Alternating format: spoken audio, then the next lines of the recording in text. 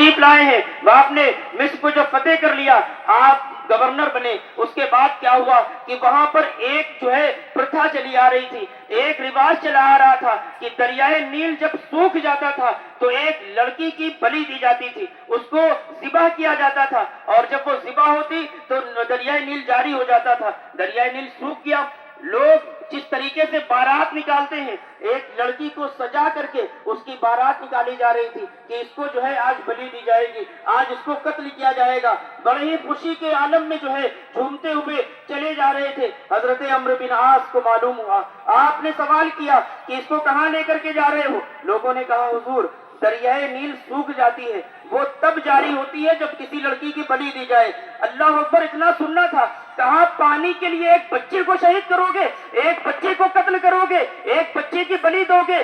یہ ہرگز نہیں ہو سکتا۔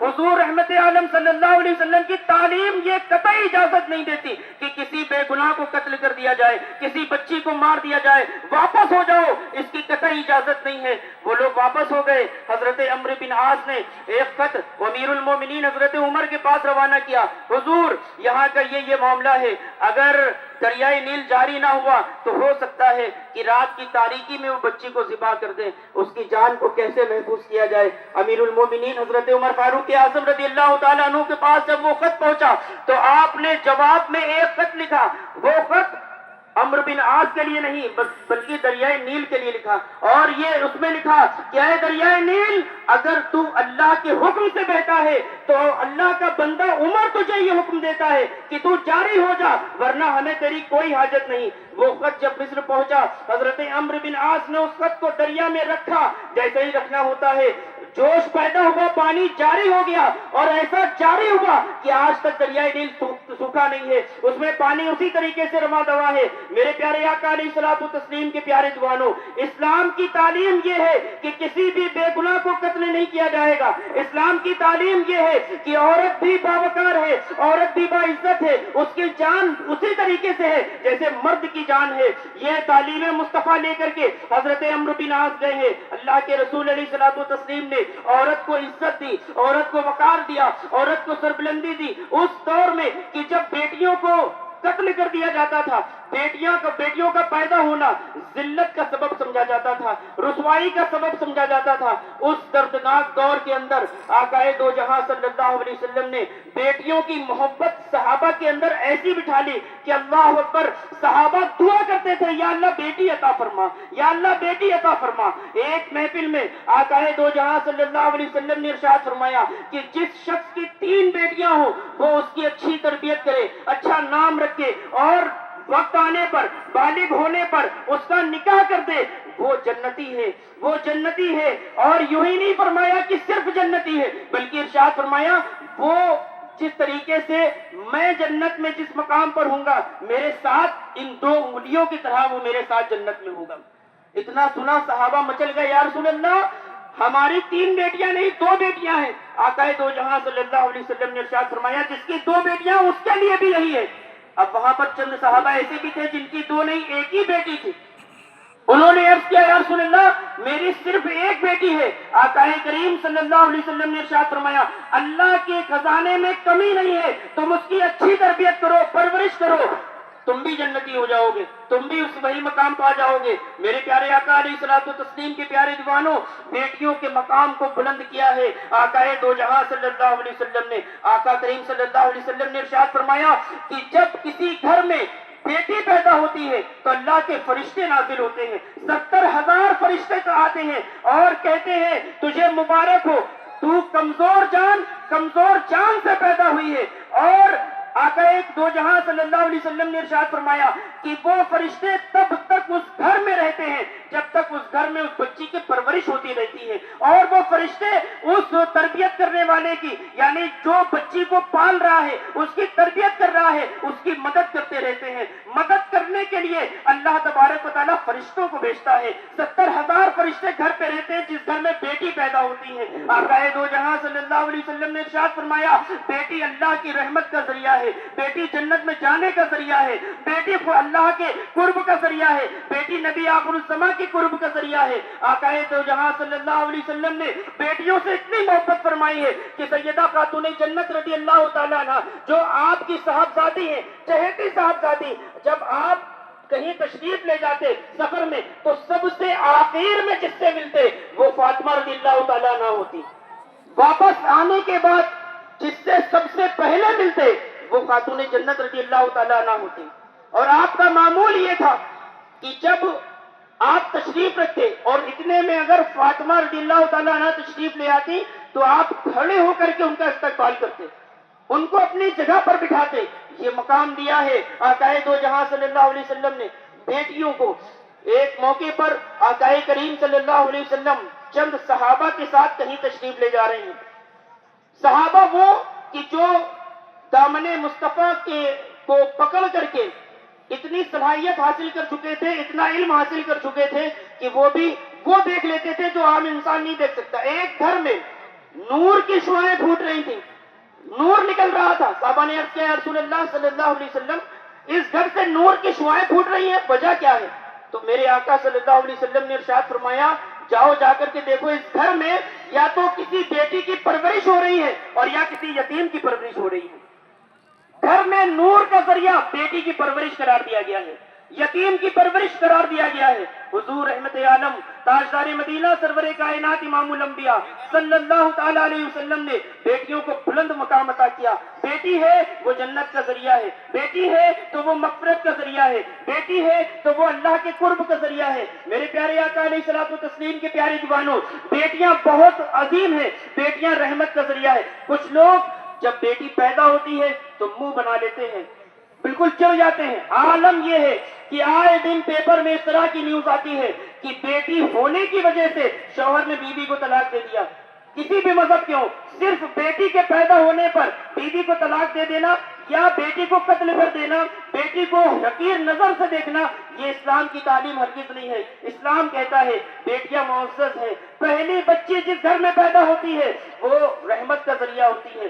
जो तो तमाम बेटियां रहमत का जरिया है, लेकिन बिलखुसूस जिस घर में पहला बच्चा बेटी की शक्ल में हो उस घर में रहमत की और बरकत की नुज़ूल हुआ करता है। अल्लाह तबारक व तआला रहमतें नाज़िल फरमाता है। आप अंदाजा कीजिए, बेटी को अल्लाह रब्बुल इज्जत ने बड़ा बुलंद मकाम अता किया है। इन बेटियों के ताल्लुक से क़यामत के दिन सवाल किया जाएगा कि जो लोग अपनी बेटियों को पैदा होने से पहले कत्ल कर देते हैं या पैदा होने के बाद मुंह बनाते हैं, हिकारत की नजर से देखते हैं, बेटों को बेटियों पर फोकियत देते हैं, उनसे सवाल किया जाएगा, उनसे उनकी पकड़ की जाएगी कि याद रखो, सबसे पहले अगर तुम्हारे घर में बेटी है और बेटा भी है तो बेटियों को फोकियत दो, बेटियों को बेटों पर फोकियत दो। जब तुम कहीं से आओ, सफर से आओ या बाहर से आओ और तोहफा लेकर के आओ तो तुम्हें क्या करना है? तोहफा सबसे पहले अपनी बेटी को देना है, बेटे को बाद में देना है। बेटा ख्वाहिश कर रहा है, बेटी भी किसी चीज की ख्वाहिश कर रही है, पहले बेटी की ख्वाहिश को पूरा करो, उसके बाद बेटी की ख्वाहिश को पूरा करो। ये आकाए दो जहां सल्लल्लाहु अलैहि वसल्लम की तालीम है। निजात का जरिया बेटी है, मग़फ़िरत का जरिया बेटी है। मेरे प्यारे आका अलैहिस्सलातु तस्लीम के प्यारे दीवानों, यहाँ पर अपनी बात को रोक करके एक बात अर्ज करूंगा कि जब अल्लाह तबारक व तआला ने, तमामी लोगों से गुजारिश है कि मेंबर से दाएं जानिब अभी काफी जगह खाली है और आप हजरात ने बीच में बिस्तर बिछाया है तो आने वालों को तकलीफ हो रही है। आप देख रहे हैं कि गेट पर लोग रुके हुए हैं, अंदर जगह खाली भी है, तो बार बार ये गुजारिश की जा रही थी कि आप अंदर तशरीफ ले आए। तो जो लोग आ रहे हैं वो अभी भी अंदर आ जाएं, काफी जगह खाली है, काफी लोग अंदर आ सकते हैं। उनसे गुजारिश है कि आप अंदर तशरीफ ले आइए ताकि अंदर की जगह पुर हो सके, सफे सही ढंग से बन सके। तो आप तशरीफ लाइए, मेंबर से दाएं जानिब बिल्कुल अंदर आ जाइए और वहां पर बैठिए।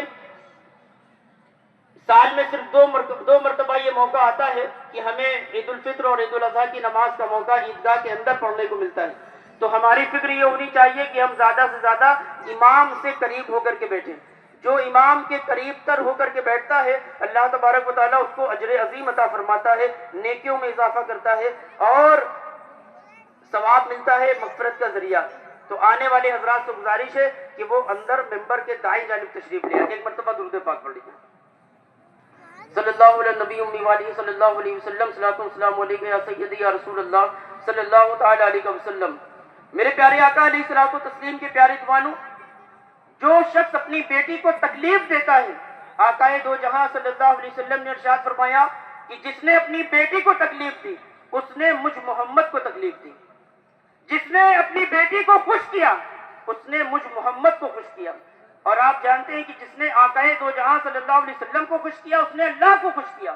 جس نے آقا دو جہاں صلی اللہ علیہ وسلم کو تکلیف پہنچائی اس نے اللہ کو تکلیف پہنچائی. تو اللہ رب العزت نے بیٹی عطا کی ہے. اب ہماری ذمہ داری کیا ہے کہ بیٹیوں کی اچھی پرورش کی جائے. سرکار فرماتے ہیں ان کا اچھا نام رکھو، ان کی اچھی تربیت کرو اور وقت پر ان کا نکاح کر دو. صرف کھلانا پلانا کپڑے پہنانا یہ صرف اتنی ذمہ داری نہیں ہے، اچھی تربیت کرنا یہ بھی ذمہ داری ہے. آج بیٹیاں ارتداد کا شکار ہو رہی ہیں، کفر کا شکار ہو رہی ہیں، ایمان خطرے میں ہے، عصمت خطرے میں ہے. ہم اپنی بیٹیوں کے تعلق سے کتنا فکر مند ہیں. کل میدان محشر میں اگر سوال کر لیا گیا کہ ہم نے تمہیں رحمت کی شکل میں اپنی بیٹی دی تھی، مغفرت کا ذریعہ بیٹی دی تھی، تم نے بیٹیوں کی کتنی قدر کی، بیٹیوں کے اندر تم نے کتنا دین سکھایا، تم نے کتنا جو ہے ان کو شریعت کی تعلیم دی. میرے پیارے آقا علیہ الصلوۃ والتسلیم کے پیارے دیوانوں، ارتداد سے بچنے کے لیے، ایمان کی حفاظت کے لیے، عصمت کی حفاظت کے لیے اگر ہم چاہتے ہیں کہ ہماری بیٹیاں محفوظ رہیں تو ان کو اللہ اس کے رسول کا فرامین کا عادی بنا دو. سیدہ خاتون جنت رضی اللہ تعالیٰ عنہ کی تعلیم اور ان کی سیرت اتنی پیوست کر دو کہ اگر کوئی ان کو بدلنا چاہے تو بدل نہ سکے. وہ سمجھ جائیں کہ یہ شریعت کی ماننے والی ہے، یہ خاتون جنت کی سیرت پر عمل کرنے والی ہے، یہ ام المومنین عائشہ صدیقہ رضی اللہ تعالیٰ عنہ سے محبت کرنے والی ہے.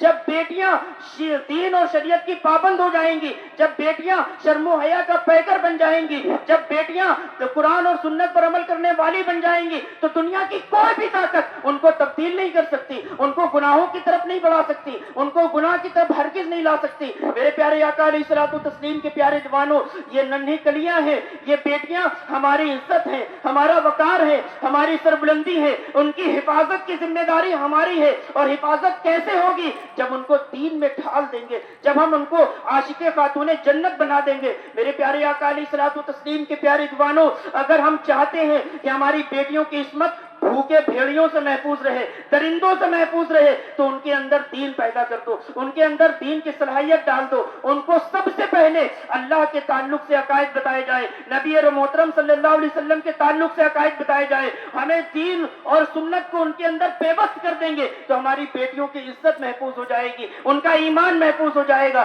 وہ ارتداد کے جال سے محفوظ ہو جائیں گی. آج ایک بہت خطرناک آلہ ہے جو ہم نے اپنی بیٹیوں کے ہاتھ میں دے دیا ہے، اور ارتداد کا کافی ذمہ دار وہ آلہ ہے جس کو موبائل کہا جاتا ہے. اس موبائل کے نے کئی لوگوں کے ایمان کو کھینچ لیا ہے، لوگوں کو ذلیل اور رسوا کر دیا ہے. موبائل کا صحیح استعمال بھی ضروری ہے. موبائل غلط نہیں ہے، استعمال کیسا کیا جا رہا ہے یہ بیس کرتا ہے، یہ ذمہ دار ہے. استعمال کیسا کیا جا رہا ہے، جب تک شدید ضرورت نہ ہو بیٹیوں کے ہاتھوں میں موبائل نہیں دینا چاہیے، اپنے بچوں کو بھی موبائل نہیں دینا چاہیے. جو پڑھنے والے لڑکے ہو یا لڑکیاں ہو، موبائل سے بچائیے. موبائل ذمہ دار ہے. پڑھائی میں فرق موبائل کی وجہ سے ہے، ایجوکیشن میں فرق موبائل کی وجہ سے ہے. بچہ ضدی ہو رہا ہے، بچہ گھر میں لوگوں سے لڑائی جھگڑا کر رہا ہے، اس کی کافی وجہ موبائل ہے. بلا وجہ جو ہے وہ موبائل دے کر کے ان کو خطرے میں ڈال دیا ہے. ہم نے اس سے بچانا ہے. میرے پیارے آقا علیہ الصلوۃ والتسلیم کے پیارے دیوانوں، اللہ کے رسول علیہ الصلوۃ والتسلیم نے بیٹیوں کی شکل میں عورت کی عزت کو اتنا بلند کر دیا ہے، نجات کا ذریعہ بنایا، مغفرت کا ذریعہ بنایا، قرب مصطفیٰ کا ذریعہ بنایا. اور پھر اللہ کے رسول علیہ الصلوۃ والتسلیم نے ماں کی شکل میں بیٹیوں کے مقام، عورتوں کے مقام کو کتنا بلند کیا ہے. آقا دو جہاں صلی اللہ علیہ وسلم نے ارشاد فرمایا کہ ماں کے قدموں تلے جنت ہے. آقا کریم صلی اللہ علیہ وسلم نے ایک اور حدیث میں ارشاد فرمایا کہ جس نے اپنی ماں کو محبت کی نگاہ سے دیکھا، ماں کو اور باپ کو محبت کی نگاہ سے دیکھا، اللہ تبارک و تعالیٰ اسے ایک حج مبرور کا ثواب عطا فرماتا ہے. صرف محبت کی نگاہ سے دیکھ لیا ہے، حج کا ثواب عطا کیا جا رہا ہے. जब देखने पर इतना सवाब है तो खिदमत करने पर कितना सवाब होगा, उनकी बात को मानने पर कितना सवाब होगा। आज आलम यह है कि बहुत सारे नौजवान बच्चे जो टीनेजर्स हैं वो माँ बाप के दुश्मन बन गए हैं। माँ बाप ने दुश्मन नहीं बनाया, इन्होंने माँ बाप को अपना दुश्मन बना लिया। वो समझते हैं हमारे माँ बाप हर चीज पे हमें टोकते हैं, हर चीज पे हम कहते हैं ये ना करो वो ना करो। मेरे प्यारे आका अलैहिस्सलातु तस्लीम के प्यारे जवानों, ये बात गांठ बांध लो। बस आखिरी बात कह करके बात को खत्म करूं कि अगर तुम्हारी फिक्र ये है कि तुम्हारे माँ बाप तुम्हारे दुश्मन है तो इस दुनिया के अंदर कोई तुम्हारा दोस्त नहीं हो सकता, कोई दोस्त नहीं हो सकता। सबसे बड़ा दोस्त अगर कोई है तो वो तुम्हारे माँ और बाप है। तुम्हारी कामयाबी पर तुम्हारा दोस्त तुमसे हसद रखता है, जलता है। आस पड़ोस वाले जल सकते हैं, हसद कर सकते हैं, पूरे लोग रिश्तेदार हो कोई भी हो तुमसे हसद कर सकते हैं, लेकिन माँ और बाप वाहिद वो है कि जब बच्चों की कामयाबी पर खुश होते हैं, दिल से खुश होते हैं, दुआ करते हैं हमसे भी ज्यादा मेरे बच्चे को कामयाबी अता फरमा। ये माँ और बाप है जो तुम्हारी नाकामी पर रोते हैं, दुआ करते हैं अल्लाह मेरे बेटे को बेटियों को नाकामी से महफूज फरमा। तुम नाकाम होते हो, तुम्हारा दोस्त खुश होता है, तुम्हारे आस पड़ोस वाले खुश होते हैं, लेकिन माँ और बाप हैं तुम्हारी नाकामी पर अफसोस करते हैं। माँ और बाप से बड़ा रफीक और मोहब्बत करने वाला कोई नहीं हो सकता। वमा अलैना इल्लल बलाग। अस्सलाम वालेकुम। बरादरान इस्लाम।